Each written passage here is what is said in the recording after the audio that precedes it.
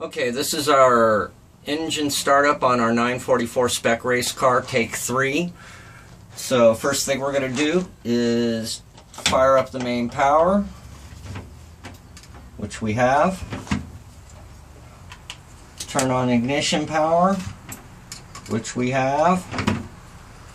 Turn on fuel pump, which should read nothing until the DME is engaged. Nothing, but the fuel pump is ready to go. Okay, start.